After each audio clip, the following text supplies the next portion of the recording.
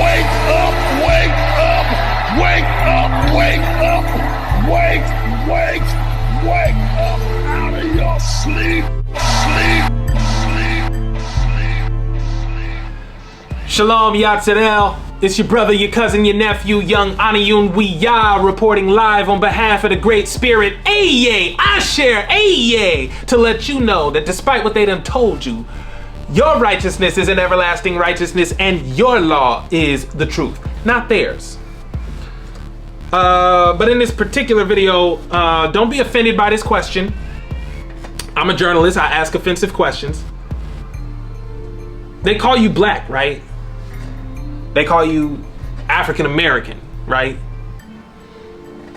But within the last few years, you've just figured out that you're actually indigenous to this land and not from Africa, right? My question is, what's changed? How has this knowledge changed anything for you? Some of you say, my wife is killing me right now, y'all. Y'all gotta, she's deliberately trying to sabotage this video. I don't know what's up with that, but anyway, I'm staying focused. I'm staying true to the Most High.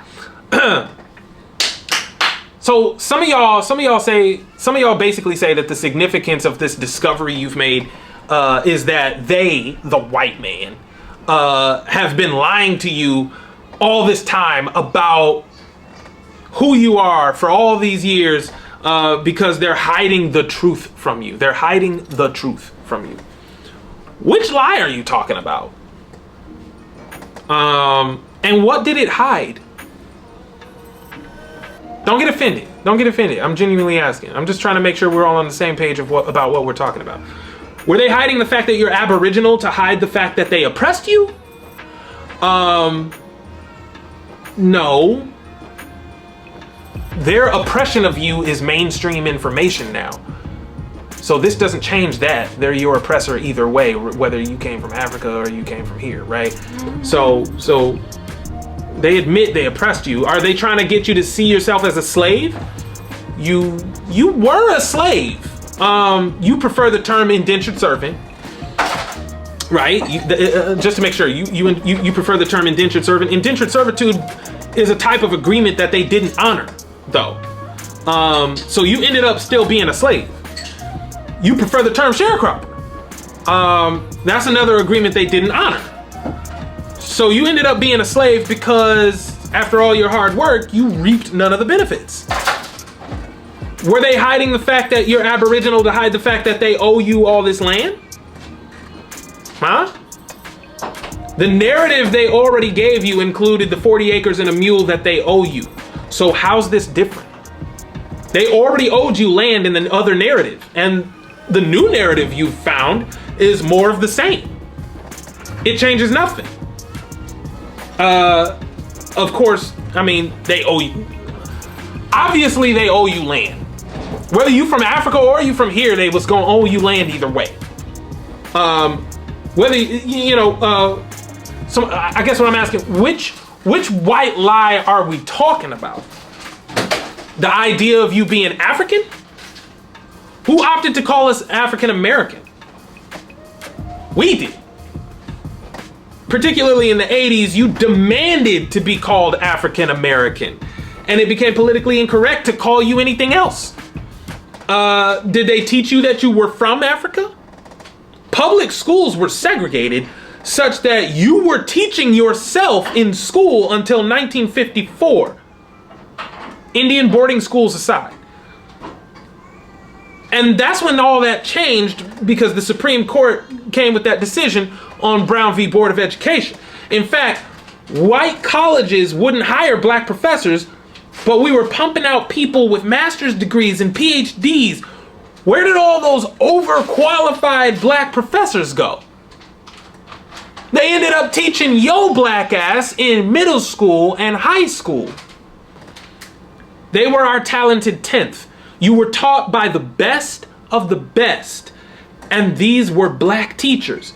You taught yourself for a pretty long time in American history. And you did it exceedingly well. Brown v. Board of Education is touted as a win for the civil rights movement. But it actually had terrible effects on the black community. Starting with if you start with what data now shows us about segregated schools, turns out segregation was better for academic achievement in our community. The miseducation of the Negro didn't come out of a white attempt to lie to you about you being from Africa. It was a confluence of events wherein Aborigines were being forcibly consolidated with slaves from Africa and textbooks being written for white people. They didn't write it for you, right? And they were careless with your history because they couldn't care less about it. It wasn't an intentional lie. It was a careless lie of omission to a bunch of black people, most of whom were from here, while the smaller portion of whom was from Africa.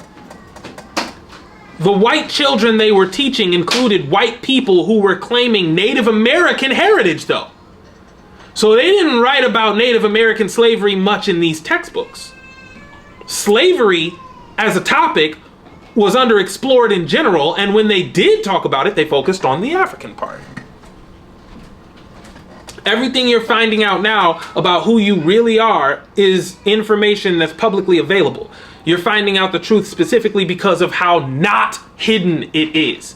What makes it difficult to find is not because they tried to hide it, it's just that other atrocities they committed inadvertently obscured the truth. They're not afraid of you today. Let's be clear about that. They don't fear you learning that you're Aboriginal. That's not a threat to their agenda at all. Many of you argue that the voting process is staged and not real, but you also argue that they manipulate you into voting for certain candidates. If it's staged, they don't need to manipulate your vote. They can simply claim any number of you voted for anyone. None of this has anything to do with manipulating the consolidation of the black vote in favor of Democrats. It's got nothing to do with that. One more question. Now that you know you're Aboriginal, right? What's different spiritually? That's what my channel deals with. How come everyone on YouTube talking about blacks being indigenous to this land always segue to some form of spiritualism that doesn't relate to the beliefs of their newfound ancestors? What's up with that? They talk about how we're supposed to be one with nature, but then they talk about how we're creator gods, 9 ether beings who need to channel our chakras for greatness by living on the right frequency where we can manifest the reality we want to attract. Nigga, that loaded ass statement covered the unseen book of Thoth, the Hermetic principles, Hinduism, Buddhism, and law of attraction with a hint of the Bible.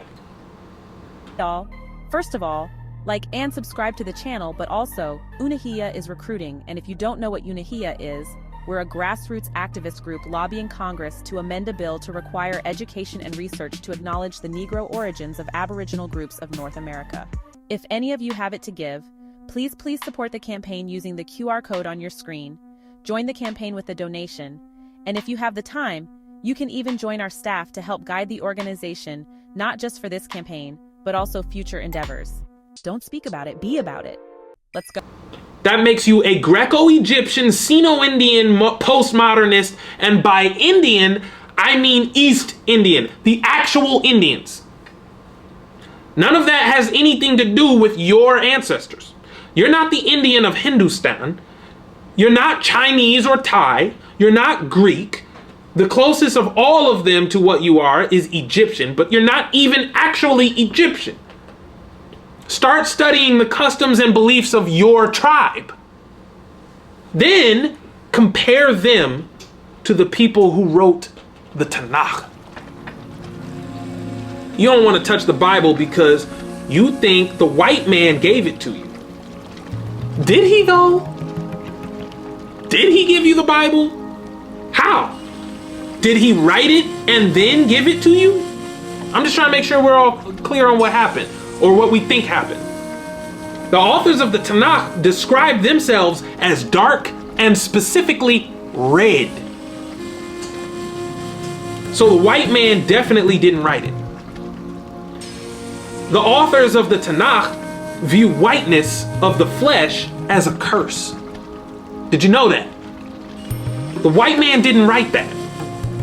The white man took a series of letters written back and forth between white men in Rome, stapled them together, and stacked them on top of the Tanakh.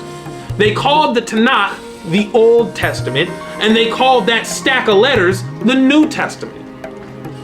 The correspondence between the correspondence of white men, known as the New Testament, it has no relationship with the Tanakh.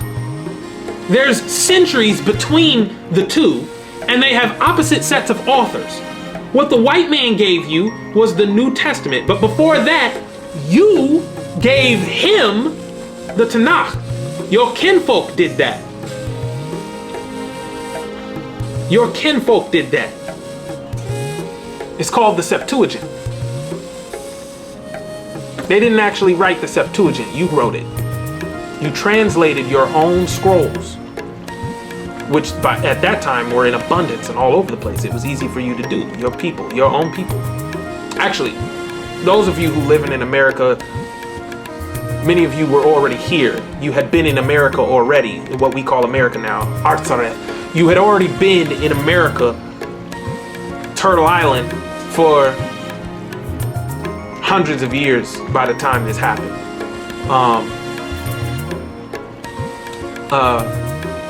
But nevertheless, somewhere between 200 300 BC, you wrote the Septuagint, translating your own information into Greek, and that's what allowed the white man access to your information.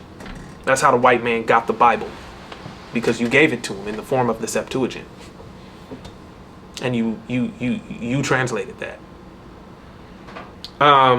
This is why Malachi never called it the Bible. The Bible is a combination of our historic record with the Roman mythology born out of a Greco-Egyptian cult.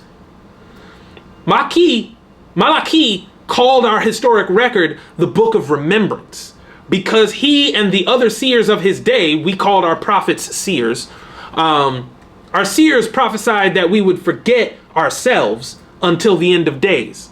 The end of days is not the end of the world. It's the end of the white man's world. Our indigenous prophets told us the exact same thing right here on this land. Smohala of the Wanafam gave the exact same prophecy. Nicholas Black Elk also prophesied it for the Oglala clan of the Lakota nation. Other seers among us on this side of the world spoke these things for the Lenape and the Shawnee without any influence from the Bible. On the Eastern Hemisphere, our kinfolk had foretold of our global diaspora before it happened.